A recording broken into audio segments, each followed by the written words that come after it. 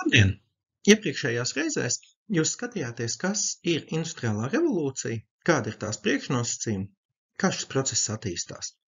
Šodien mēs parunāsim par procesiem, kas to pavada, par urbanizāciju un par strādnieku šķirs veidošanos, jeb proletariātu. Tātad industriālā revolūcija ir ne tikai ļoti strauji lēciens sabiedrības tehnoloģiskajā attīstībā, ne tikai ļoti liels apjoms ar saražotajām lietām un līdzstoto cenu pazemināšanās, bet arī pilnīgas izmaiņas sabiedrības struktūrā.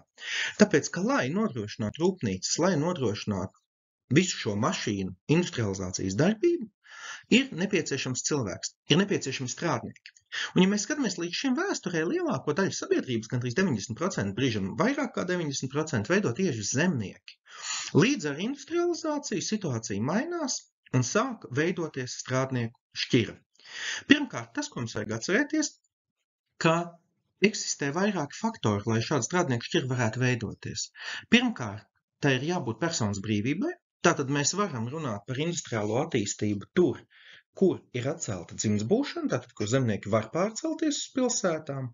Otrkārt, ir jārunā par transporta līdzekļiem, jo vilciens, kas ir ārkārtīgi svarīgs materiālu pārvadāšanā rūpnīcām, tērauda, akmeņogļu, tas ir arī neizsakām būtisks, lai nogādātu cilvēkus pilsētās. Tātad tas kļūst par jaunajām rūpnīcu artērijām, un industriālā revolūcija bez dzelzceļa faktiski nebūtu iedomājama, jo, ja sākotnēji tas vairāk ir kā zinātnisks sasniegums, kā demonstrācija, tad industriālās revolūcijas attīstības gaitā tas kļūst par vitāli nozīmīgu izgudrojumu.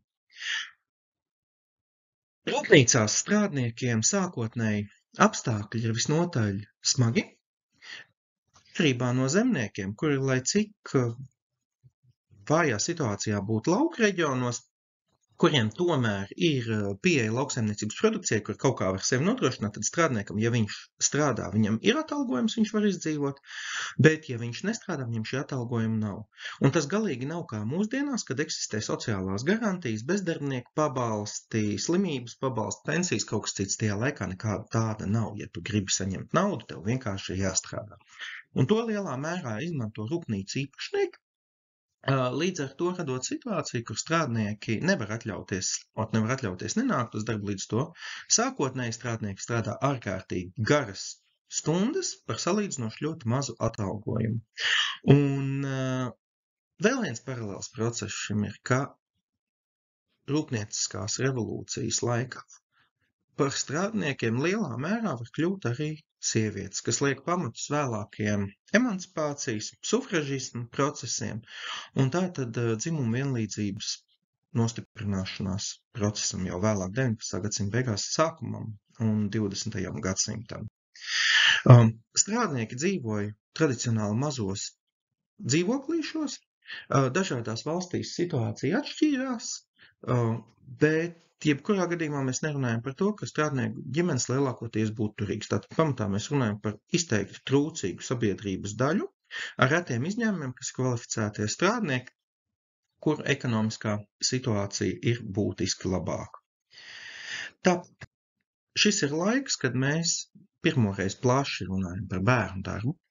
Jāsaprot, ka sabiedrības vēsturiski agrāk trešās kārtas ietvaros bērni ir strādājuši vienmēr, bet lauku reģionos tas pamatā ir bijis atbilstoši vecumposmam vai kā palīdzot vecākiem. Visbiežāk mēs runājam par ganos iešanu, ravēšanu vai kādām citām nodarbēm. Industriālās revolūcijas laikā bērni kļūst par daļu no strādniekiem, un tikai 19. gadsimta beigās mēs varam redzēt to, ka sāk sabiedrība vērsties pret bērnu darba izmantošanu. Visi šie procesi aizsāka jaunas, interesantas filozofiskās kustības sabiedrībā, par ko mēs runāsim nākamajā stundā. Paldies!